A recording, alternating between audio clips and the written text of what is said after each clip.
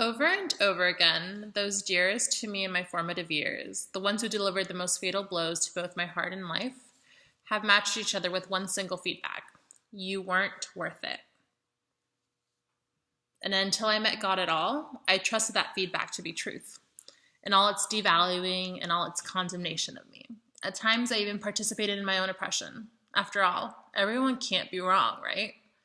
Usually that wouldn't be likely, but in this case, yes, everyone was severely wrong. There's a few key components at play in clarification. One, maturity with our truth, also known as honesty. Two, God. Three, maturity in God. Once you've recommitted yourself to the above, it becomes clear. Not easy, but clear. Also, that order changes notably once you arrive to God parts of things. It becomes God first, honesty, and then maturity in God. On behalf of maturity, let me dissuade you from condemnation and turn you on to accountability. Believing in consequence and growing someone's self-awareness in the world is one thing, a very, very important thing. But abusive tendencies prompted by catching someone in the wrong, however severe of a wrong, is more of a self-indulgence than constructive. I promise if you live the difference, you can change the world. Once you've recommitted to a corrective nature over a scandalously indulgent one, you open up necessary internal passages that lead to God's literal trust in how your temperament and judgment play out in your life and relationships. God then becomes available to you. God is in the compassionate maneuvering of things first before all else, and you'll see it. You'll feel it. You'll feel God once you can reach that foundation of compassion.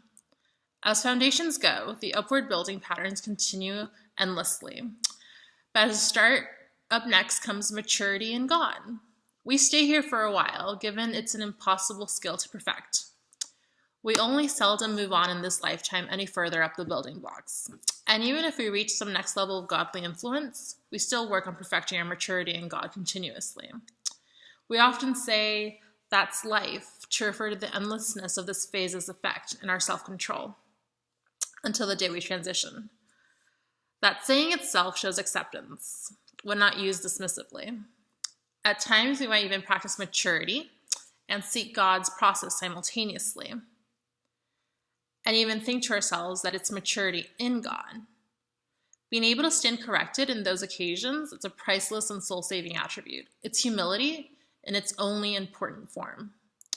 This phase is also where I must leave you behind. For now, to be worth your personal suffering, I must continue up the building blocks and eventually formulate some building blocks of my own according to God's wishes. But I must continue alone, because to be worth it, I must take on a different and more severe responsibilities that are expected of me. This in itself is a challenge to allow.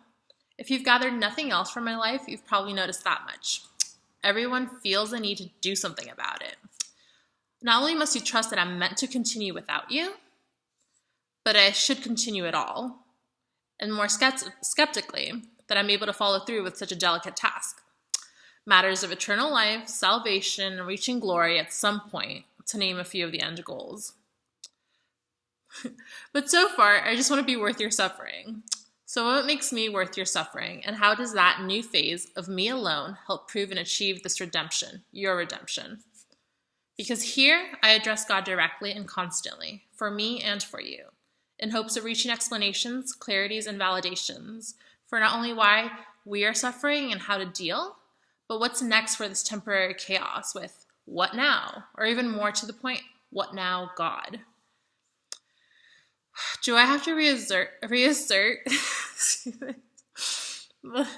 do I have to reassert that we want to stick to its guidance?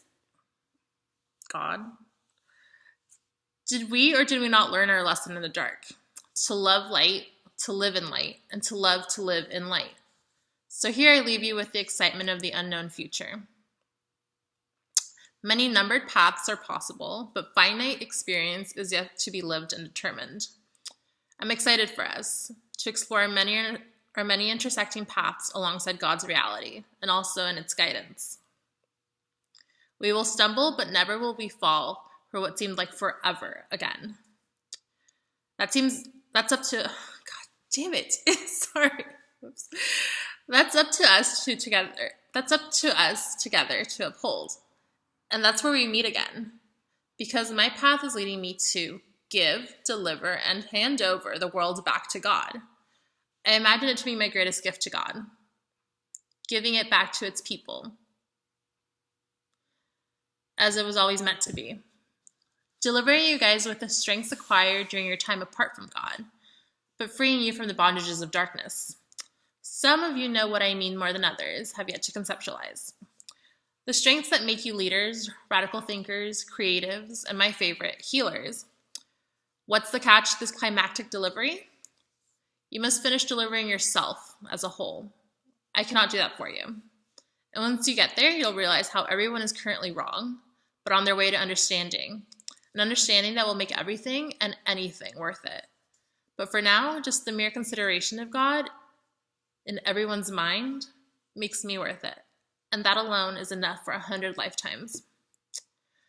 But like the rate of accumulating data, God is also at work in extreme speeds. We have yet to see why.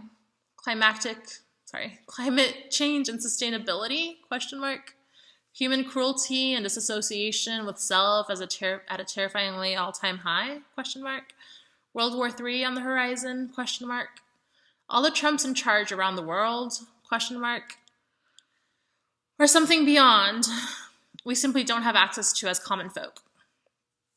If I knew why, I'd throw it in your face, of course. That's probably why I'm still unclear as to what the growth rate of God's self-revealing is about. Everything I just went over is, and so much more I've yet to word, is what it means to be worth it, but not seem worth it. Some recognize this phase of condemnation and suffering to be similar to being crucified with Christ.